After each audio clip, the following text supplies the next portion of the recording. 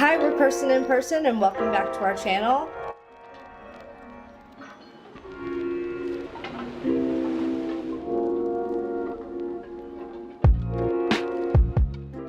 Today we're bringing you a market update for the month of February in Greater Newburyport. In Newburyport for the month of February, how many single family home sales? 2?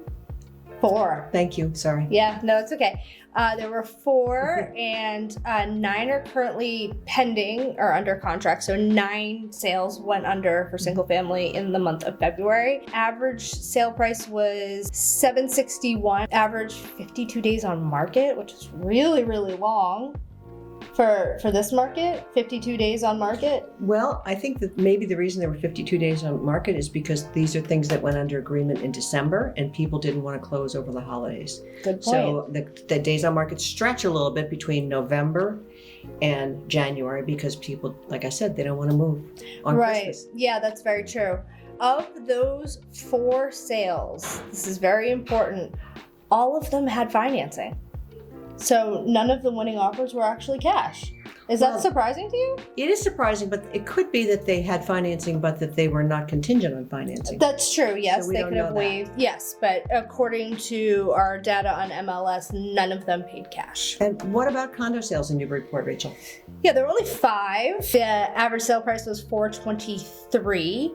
Average days on market is 26. And of those 5, only 1 of them was cash. The rest all had, some sort of financing, whether they waived their financing contingency or not. But only 1 cash. So that's very interesting. And actually, the unit that was all cash was the cheapest one. That's interesting. And it was on Woodman Way, and I believe it was around $200,000, or between $100,000 and $250,000. I can't remember what, but a lot of people are out there talking about or paying cash for these, over $1 million houses. But in February, we didn't see that, so that's incredibly interesting. What about other towns? Other towns. So Newbury had 1 sale. One sale. It was $450,000. It looked like a rehab. After financing, it said private. So my feeling is probably an investor that bought that one. It was a little run down, 21 days on market, and 0 condo sales. There aren't a lot of condos in Newbury to begin with. West Newbury also 1 sale in the entire month of February. Amesbury had 5 sales, leading the pack here with 5 sales for single family homes. Unbelievable. This is what we're dealing with today.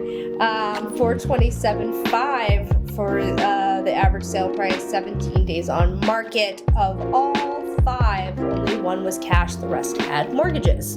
Condos, there were 6 condos that sold in Amesbury in February. Average sales price was about $333 and some change, 17 days on market average.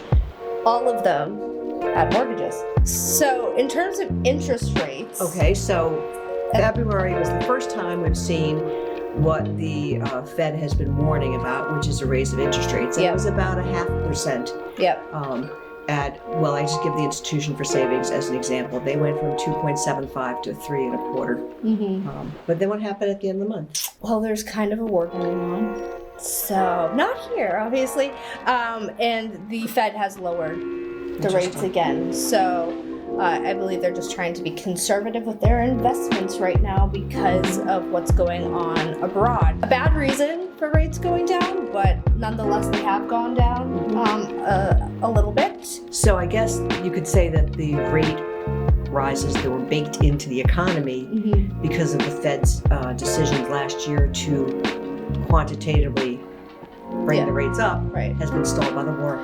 Correct. Yeah. So there's also been some talk about how the conflict in Ukraine is going to impact the U.S. housing market. Russia being one of the biggest oil producers in the world, obviously we're going to see the cost of crude oil go up. It's going to impact the global market. Exactly. Economists are saying that it is possible that it could slow buyers a little bit because the cost of everything seems to be getting higher and there's a lot of uncertainty. So it might be a budgeting issue for some folks that they were at the top of their budget in terms of trying to find a house as it was, and now with all of the increases in costs for things that they are just priced out of the market, I don't think it's going to impact how many buyers we're seeing. We just have such a pent-up demand. Right. And I don't know if any of you saw the viral video on Facebook of the agent in Georgia. I believe it was Georgia. She panned around to show all the people waiting for the open house for the single-family home, and there were probably 60 people there. Yeah. 60 Pretty much people. the way it is.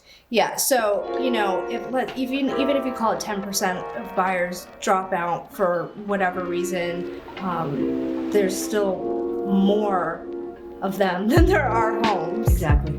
It's a supply and demand issue. Yeah, and also a very interesting fact that I just learned is that when the 2008 housing crisis happened, home construction stalled. Yes, absolutely. Yes, right. But the population has outpaced growth in housing. Exactly. So it's not just that people aren't putting their houses on the market, it's that there literally aren't enough houses for our population. Mm-hmm. So when we say it is a housing crisis, it's because there's literally not enough dwellings to go around.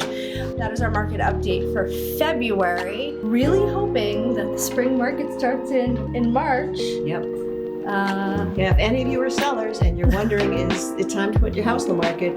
It's time. Yeah. It's time. It's time. So Yeah. call your local realtor. Or Thanks. us. Or us. Or us. Or You us. can call us. We're fine with that. As always, thanks so much for watching. Like the video